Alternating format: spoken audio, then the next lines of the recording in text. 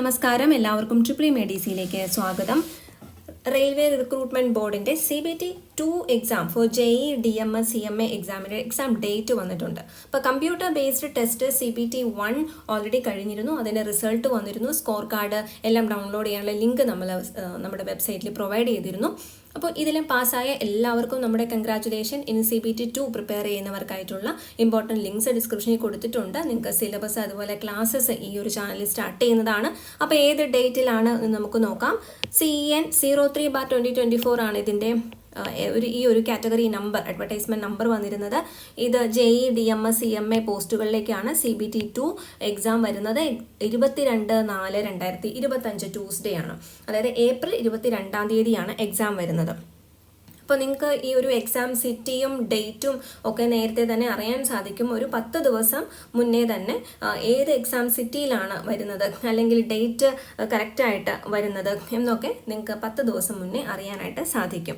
Download ഇപ്പോൾ ഒരു approximate date പറഞ്ഞേക്കുന്നത് 22/4/2025 എന്നാണ്. 4 ദിവസം മുന്നെയാണ് നിങ്ങൾക്ക് അഡ്മിറ്റ് കാർഡ് ഡൗൺലോഡ് ചെയ്യാനുള്ള ഓപ്ഷൻ നമുക്ക് ഡൗൺലോഡ് ചെയ്യാൻ കിട്ടുന്നത്. അപ്പോൾ 4 ദിവസം മുന്നേ നമുക്ക് അഡ്മിറ്റ് കാർഡ് ഡൗൺലോഡ് ചെയ്തെടുക്കാവുന്നതാണ്. ഇനി ആധാർ ലിങ്ക്ഡ് ആയിട്ടുള്ള ബയോമെട്രിക് ഒതൻറ്റിക്കേഷനൊക്കെ കാൻഡിഡേറ്റ്സിന് എക്സാം ഹാളിൽ ചെയ്യേണ്ടതായിട്ടുണ്ട്. അതുകൊണ്ട് തന്നെ അവരുടെ ഒറിജിനൽ ആധാർ കാർഡ് അല്ലെങ്കിൽ print out of verified Aadhaar കൊണ്ടുവരേണ്ടതാണ്. അപ്പോൾ ഈ ആധാർ വെരിഫിക്കേഷൻ മുഖാന്തരം അവരുടെ ഐഡൻറ്റിറ്റി അത് ഒതൻറ്റിക്കേറ്റ് ചെയ്യേണ്ടതാണ്. ഓൾറെഡി ചെയ്തിട്ടില്ലെങ്കിൽ ഈ ഒരു rrbapply.gov.in കയറിയിട്ട് ആ ഒരു ഒതൻറ്റിക്കേഷൻ ചെയ്യേണ്ടതാണ്. അതാണെങ്കിൽ നമുക്ക് ആ സമയത്ത് ഒരുപാട് ഡിലേ ഇല്ലാതെ പ്രോസസ്സിംഗ് ചെയ്യാവുന്നതാണ്. Candidates are advised to refer only to the official websites of RRB.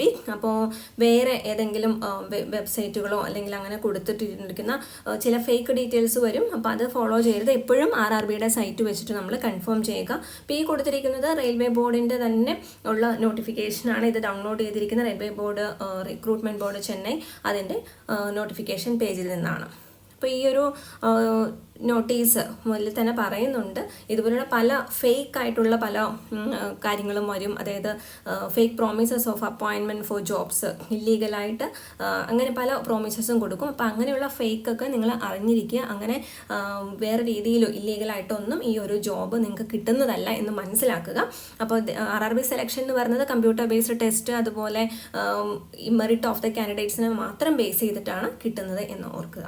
അപ്പോൾ ഈ ഒരു ഇൻഫർമേഷൻ മറ്റുള്ളവർക്ക് പാസ് ചെയ്ത് കൊടുക്കുക. CBT-2 ഇലക്ട്രിക്കൽ അതുപോലെ ഇലക്ട്രോണിക്സ് ഒക്കെ എഞ്ചിനീയറിംഗ് എക്സാമിന് പങ്കെടുക്കുന്നവരാണെങ്കിൽ, ഇനി എഴുതാൻ പോകുന്നവരാണെങ്കിൽ അതിന് എന്തെങ്കിലും അറിയണം എന്നുണ്ടെങ്കിൽ താഴെ കമൻറ്റ് ചെയ്യുക please. Thank you so much for watching.